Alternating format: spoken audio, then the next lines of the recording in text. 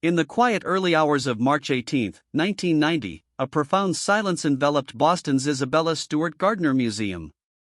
But this tranquility was shattered by an event that would echo through art history, the largest unsolved art theft the world has ever known. At precisely 1:24 a.m., two figures approached the museum's side entrance, their arrival unassuming, yet their intentions sinister. What unfolded next was a meticulously orchestrated crime, executed with chilling precision, against a backdrop of seemingly vulnerable security measures. This was not a random act, but a carefully planned assault on culture itself, leaving a void that remains to this day. The Isabella Stewart Gardner Museum is no ordinary institution. It is a testament to the vision of its founder, a formidable art collector and patron. Designed and curated by Mrs. Gardner herself, the museum opened in 1903, intended as a personal gift to the city of Boston. Her collection, spanning centuries and continents, was arranged with a distinctive intimacy, each piece placed with deliberate intent. This deeply personal approach to exhibition would also define its future, as a strict clause in her will dictated that the collection must remain exactly as she arranged it, an unchangeable artistic tableau. This extraordinary stipulation in Isabella Stewart Gardner's will created a museum unlike any other. It meant that nothing in the collection could ever be added, removed, or even rearranged. This seemingly romantic dedication to a bygone era, however, inadvertently shaped the museum's operational protocols.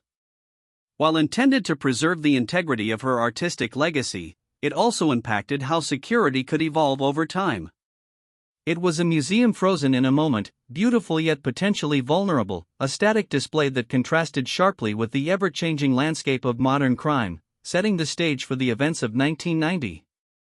On the eve of the heist, the museum's security, while seemingly robust for its era, possessed critical vulnerabilities. While perimeter alarms and motion detectors were in place, inside the hallowed halls, a significant gap existed: there were no security cameras. This meant that once an intruder breached the initial defenses, their movements within the museum would be unrecorded, leaving no visual trace of their actions. The internal security relied heavily on human guards, a system about to be catastrophically exploited by criminals who understood this weakness all too well, turning human trust into their most potent weapon. The thieves' plan hinged on a calculated act of deception. Dressed impeccably as Boston police officers, complete with authentic-looking uniforms and hats, they knocked on the museum's side entrance. When the security guard peered through the peephole, he saw what appeared to be law enforcement, a sight that commanded immediate attention and trust. The men claimed there was a disturbance outside, a seemingly credible reason for their presence in the early hours. This simple ruse, playing on a fundamental societal respect for authority, allowed them to bypass the critical outer layer of security without force, a masterstroke of psychological manipulation. Believing he was assisting legitimate officers, the guard followed protocol and unlatched the heavy side door, granting the men entry. This was the critical moment, the turning point where the museum's fate was sealed. Once inside the small vestibule, the facade quickly dissolved. The officers quickly overpowered the unsuspecting guard, revealing their true criminal intent. This swift transition from polite authority to brutal coercion left no room for resistance, demonstrating the thieves' determination and preparedness to neutralize any opposition. The first hurdle was cleared, the museum now fully exposed to their nefarious scheme. A second security guard, alerted by the commotion, soon appeared. He too was quickly subdued. The two guards, now fully aware of the dire situation but helpless, were handcuffed. Their wrists were bound, and their mouths sealed with duct tape, effectively silencing any cry for help. The thieves then led them down to the museum's basement, a secluded area far from public view. There, the guards were bound to pipes, left immobile and unable to interfere. This methodical neutralization of witnesses was a key element of the thieves' careful planning, ensuring they had free rein for the duration of their operation. With the guards incapacitated, the thieves had approximately 81 minutes of uninterrupted access to the museum's priceless collection. This timeframe speaks volumes about their confidence and calculated approach. It was not a smash and grab, it was a deliberate selection and removal. Despite motion detectors being present, they were triggered only once during the entire theft, suggesting the thieves moved with an almost supernatural awareness of the museum's layout and sensor placements. This minimal activation further underscores the meticulous planning that went into this operation, allowing them to navigate the vast halls largely undetected by technology. The thieves demonstrated a clear understanding of the collection's most valuable pieces. Their targets included some of the most iconic works of Western art. From the Dutch room, they took Rembrandt's monumental Christ in the Storm on the Sea of Galilee, his only seascape, alongside A Lady and Gentleman in Black. But perhaps the most devastating loss was Johannes Vermeer's The Concert, one of only 34 known paintings by the Dutch master, now considered the most valuable stolen painting in the world. These selections confirm a sophisticated knowledge, not simply of value, but of art historical significance. Beyond the Dutch masters, the thieves also took other significant works. A rare ancient Chinese gu, a bronze beaker, was among the items. They also targeted Edgar Degas, stealing 5 of his sketches and pastels, including La Sortie de Passage and Cortège aux Environs de Florence.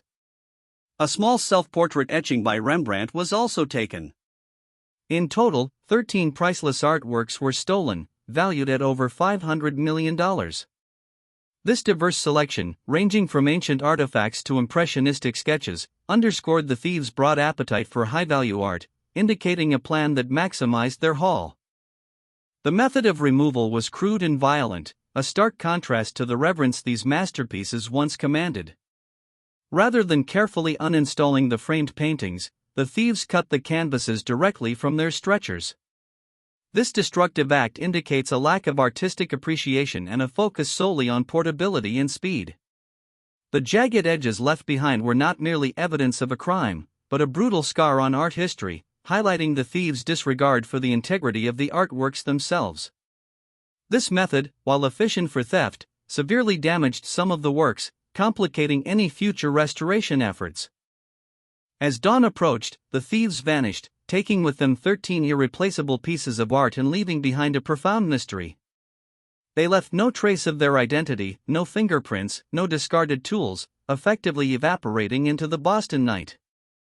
The meticulous planning extended beyond the museum's walls, encompassing a seamless escape strategy. Their exit was as clean and efficient as their entry, confounding investigators for decades.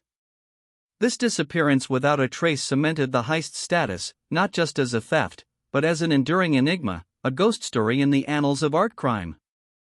The discovery of the theft later that morning plunged the art world into shock. The FBI immediately launched an investigation, a massive undertaking that continues to this day. They quickly confirmed it as the largest unsolved art theft in history. The absence of internal security cameras proved to be a critical handicap, leaving investigators without crucial visual evidence. The limited trigger of motion detectors also presented a challenge, providing minimal data.